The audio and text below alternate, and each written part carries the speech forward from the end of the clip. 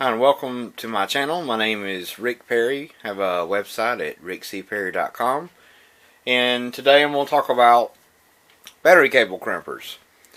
I did a video I don't know, a couple weeks ago about my tools and proper crimping and the way that I like to do machine crimps. Well, on my website I had several people contact me and said, hey, can you show how you do battery cables? So I said, okay. So I started looking online and I found these crimpers, and I bought these off of eBay. This is a 10-ton crimper, the YQK 70 hydraulic crimper set. This thing cost me, I just wanted to experiment and just to see how well they work. This thing was $40 with free shipping. That is outrageously cheap. So, let me back up for a minute and just tell you, when we build hot rods, the standard for doing a hot rod is they have a battery cable crimper, and it's kind of hard to describe. It's got a little V base, and then it's got a little spike, and you stick the cable in, and you either hammer it down, or you put it in a vise and you crank it down. And what you end up with is something. See if you can show up in the camera. You get this little stake right here in the back side.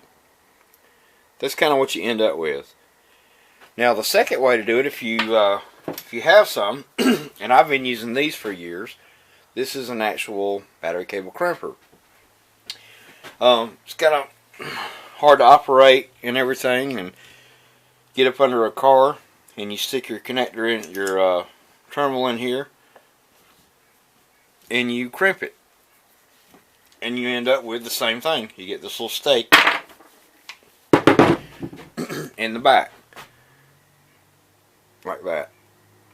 Well, so I cut this one off and I wanted to look at it,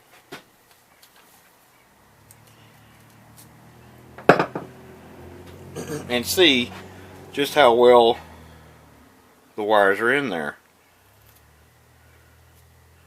So let's grab me a pair of pliers back here that I can pull with. That's pretty good.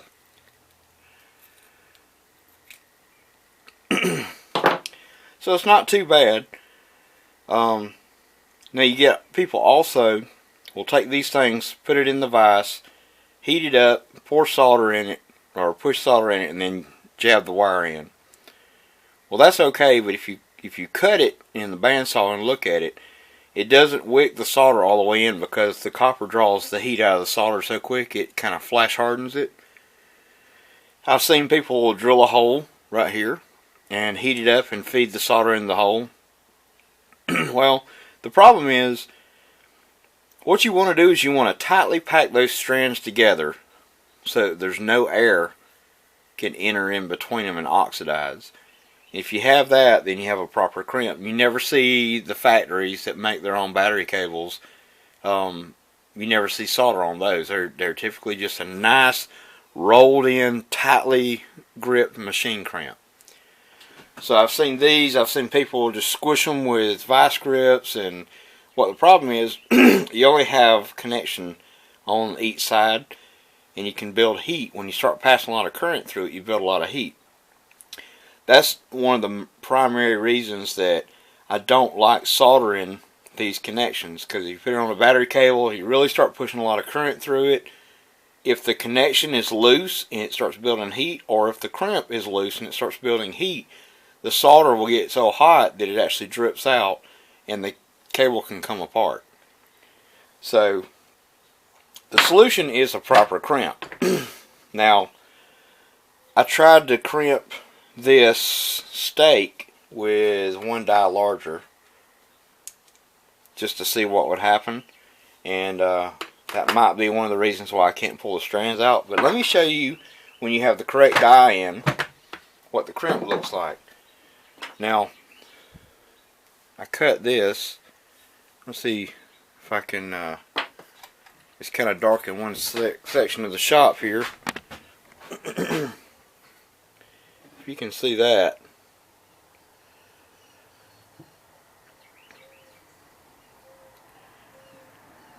That's what this tool does. You can see that you can't see anything.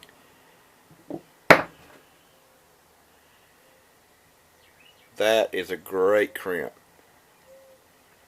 Now that tightly packs those wires together as tight as it gets. So let me just show you quickly. I have a connector here. So let's chop this guy off here.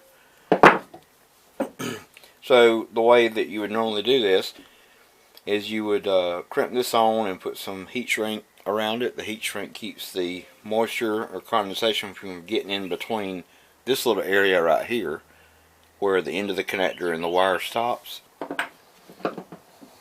So we'll just do a little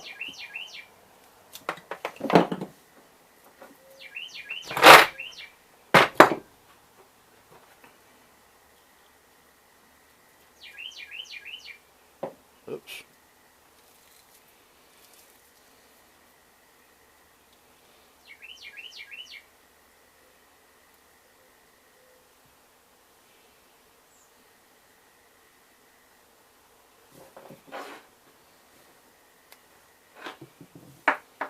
Okay. Any extra strands, which I think I might have one there, you can just cut those off when you're done. You want to try to get as many in there as you can, but it's 7 a.m. and I'm shooting this video before I'm going to work, and I just thought I would try to knock it out. So I'm trying to hurry and not make a 20-minute video. Okay, so we'll just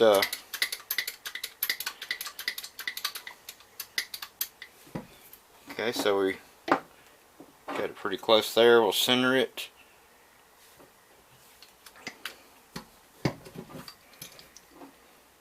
Push the wire in really tight.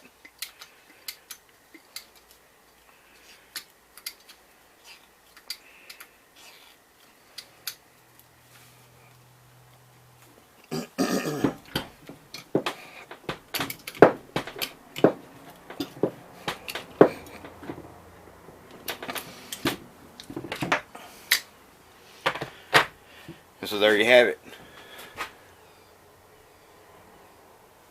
Now that is a really nice and tight crimp.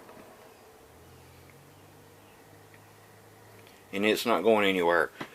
So the way that these are used, I got two connectors, so I'll show you these. Now, before I do this, I don't know what the quality is on this tool. It may quit tomorrow or it may continue to work, but I am extremely pleased with this. So I got this off of eBay. Like I said, $40. I mean, it was worth a shot. They have a 16-ton and I think a 20-ton that you could buy. So before I bought these, this is kind of what I was doing.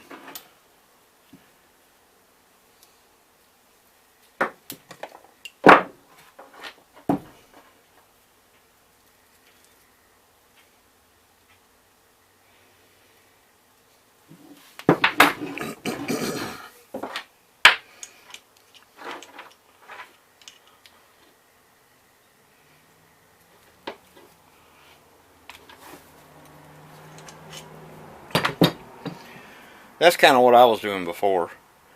And if you really want to stake it in kind of hard, you can go the next one down.